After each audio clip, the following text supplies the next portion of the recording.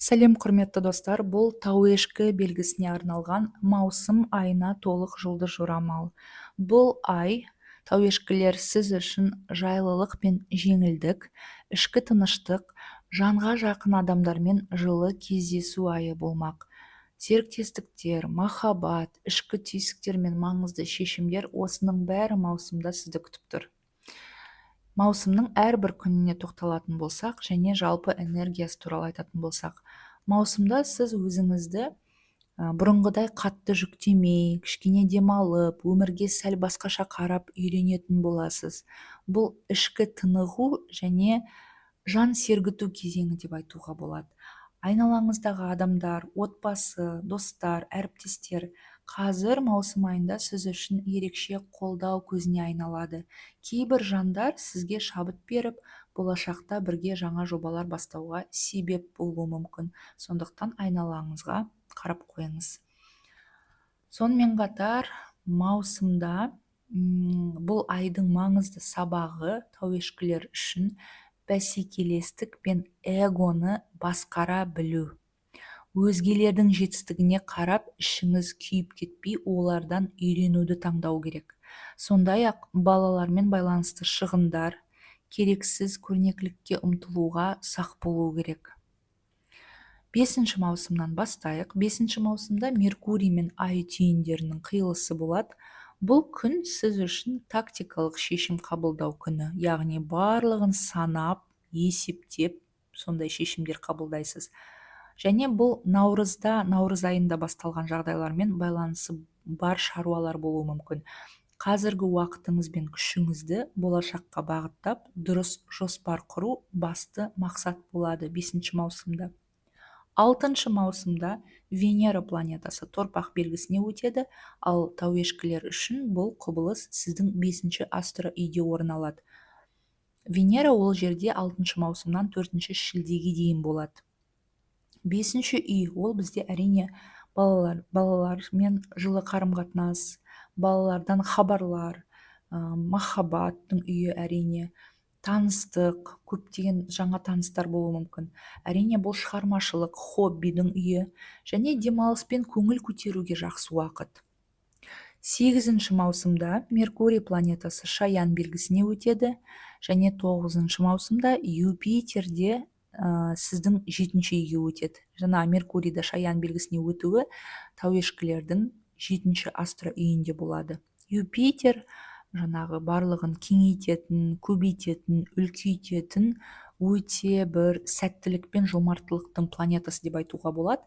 Ол да сіздің 7 үйге өтеді және 1 жыл бойы сол жерде болады.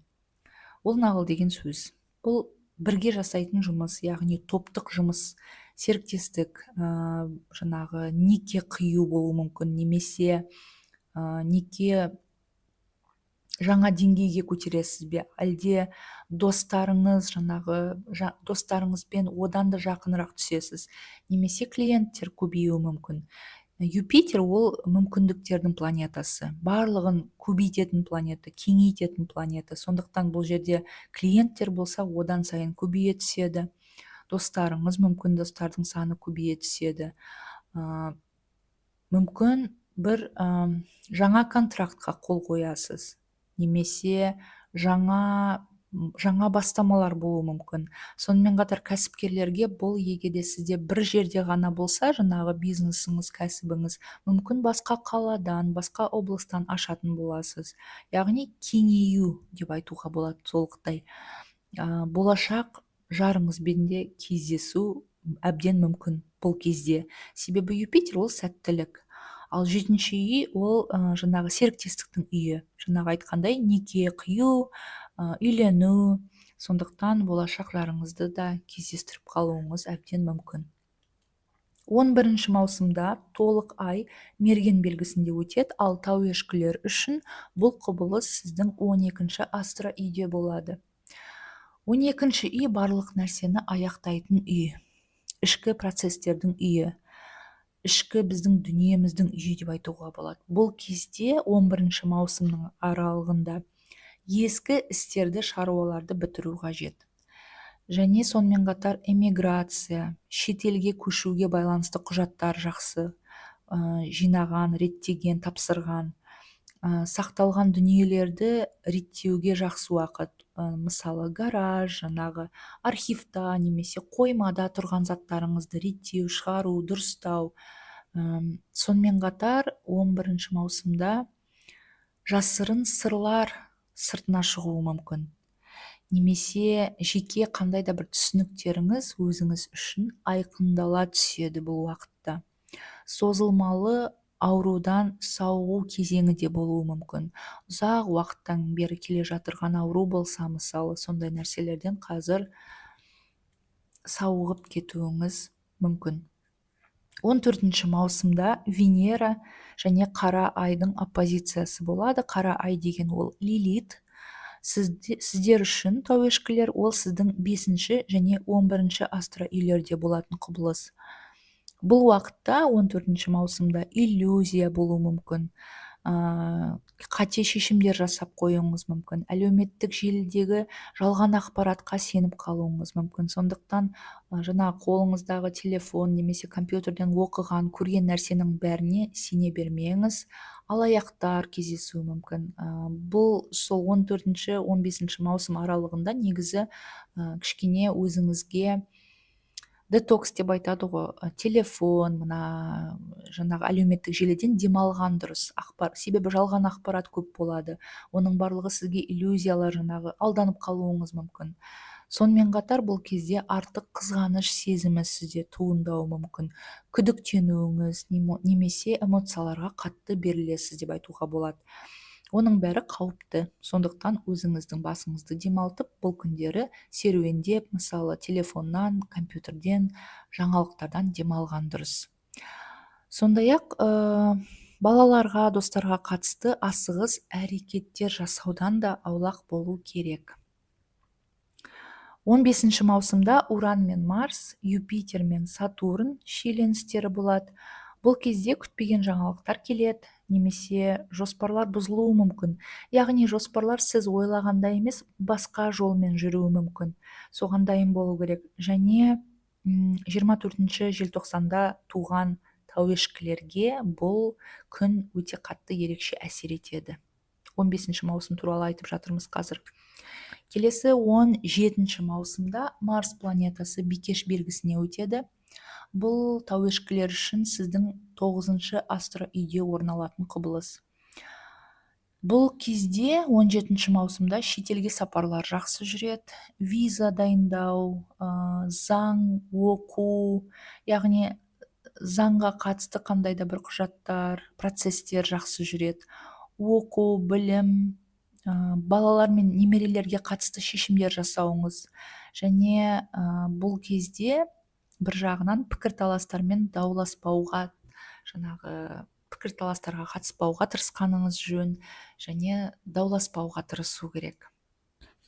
19 маусымда Юпитер мен Нептунның қиылысы болады. Бұл күні сенім дағдарысы немесе өз армандарынан бас тартуға болмайды. Отбасы мен жұмыс арасында баланс іздеген дұрыс. Яғни тек қана бір сфераға беріліп кетпей, екеуінде де үлгере аласыз. Бұл жерде өзіңізге қатты қысым жасамау керек. Мысалы, жұмыста көп уақыт бөлетін болсаңыз, тек қана сол жерде жүре бермей, барлық жаңағы нәрсені 100% керемет жасайым дегендей жұмыстан жаңағы қалып қойып, мысалы, кешке қарай отбасымен уақыт өткізбеу деген сияқты сондай нәрселерден арылу керек. Негізі тауешкілер үшін жалпы айтқанда маусым айы бір тест деп айтуға болады. Бір тесттен өтесіз. Сізге баланс іздеу керек. Барлық өміріңіздің сферасында қаншалықты сіз үлгеріп жатырсыз дегендей сезімде боласыз, ойларда боласыз. Және әрине басқа адамдармен өз шекараңызды айқындауға да жақсы уақыт. 21 маусымда күн планетасы Шаян белгісіне өтеді. Және бұл 21 маусымда жазғы уақыттың официально жаңағы ресми бастауы дүние жүзі бойынша. Және бұл кезде желтоқсандағы ниеттерді қайта еске алуыңыз мүмкін.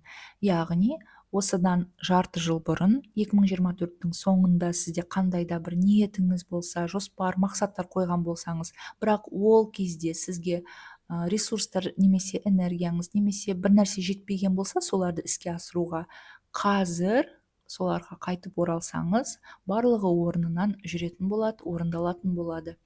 Және бұл 3 айлық кезеңнің басты энергетикалық нүктесі деп айтуға болады. Яғни 21 маусымнан бастап бастаған бастамалар, жоспарлар, шаруалар алдыңғы 3 айда жылдам қарқынды жүретін болады. 24 маусымда күн мен Юпитердің түйісуі бұл жылда бір рет болатын үлкен сәттілік күні. Бұл кезде жұртпен байланыс, серіктестік, неке қию, жаңа жоба бастауға керемет мүмкіндік, танысудан бизнеске дейін бәрі дамуға бағытталады. Және бұл уақытта қосылған мысалы жұптар, үйленген адамдардың жаңағы махаббаты ұзаққа созылады және некесі өте ұзаққа созылады және өте бақытты болады. Себебі бұл өте сәтті күн. Юпитер күнмен қосылуы 7-ші үйде. 7-ші үй ол бізде партнерство, яғни серіктестіктің үйі. Бұндай өте тамаша аспектте қосылған адамдар, осындай күні жаңағы неке қиған адамдардың айтқандай жаңағыдай некесі, махаббаты ұзаққа созылады және сәтті болады. 25 маусымда жаңа ай туады. Олда да сіздің 7-ші астроүйде туады. Бұл жаңа клиенттер әкеледі, егер де кәсіпкер болсаңыз, немесе жұмыс орнында болсаңыз, жаңа лауазымның өсуі, жақын достармен кездесулер жақсы өтеді. Бұл уақытта егер де сіздің жаңағыдай жалғыз басты адам болсаңыз, болашақ жарыңызбен танысу, яғни болашақ жарыңызды кездестіруіңіз мүмкін. Бұл кезеңде 25 маусым аралығында плюс-минус 2-3 күн деп айтайық, үйде отырмаған жақсы. Егер де жұмыс барысымен де бір жерге барып жатырсаңыз, немесе қандай жерде де болғанда үйде отырмай адамдарға ашық болған дұрыс, себебі болашақ жарыңызды кездестіріп қала аласыз. Әрине, және серіктестік ұсыныстар алуыңыз мүмкін жаңа. 28 маусымда Меркурий планетасы Арыстан белгісіне өтеді. Тауешкілер үшін бұл құбылыс сіздің 8-ші астроүйде орын алады. 8-ші үй бізде қаржы, құжат, сақтандыру, алимент алу, бірлескен мүлік мәселелерін шешу, яғни біреумен бірге, жалғыз сіздің басыңыздағы мүлік емес, біреулермен жаңағыдай бөлісетін мүліктердің мәселелері шешіледі. Құнды құжаттар, салық төлемдері, әлеуметтік төлемдер алу, отбасылық табысты қайта қарауға жақсы уақыт. Маусым айында бізде тұрақсыз күндерде болады. Ол 11-і, 18-і, 25-і. Бұл күндері импульсивный жаңағы шешімдер деп айтады ғой, немесе импульсивтік әрекеттер болып қалуы мүмкін. Сабырлық сақтаған жөн және нақты жоспар мен стратегияны бұл күндерге қоймаған жөн. Қымбатты тауешкілер, маусым айы сіз үшін кішкене тыныс алып, алға жаңа қадам жасауға ыңғайлы кезең деп айтайын. Қарым-қатынас, отбасылық бақыт барлығының негізі осы айда қалануы мүмкін, яғни фундамент құрайсыз бұл айда. Өзіңізді тыңдап, жүрегіңізді тыңдап, логикамен санап қоймай, ұсақ түйекке мән бермей, үлкен жоспарларға назар аударыңыз. Мен сіздерге сәттілік тілеймін. Тағы да кездескенше арнаға жазылыңыз. Сау болыңыз.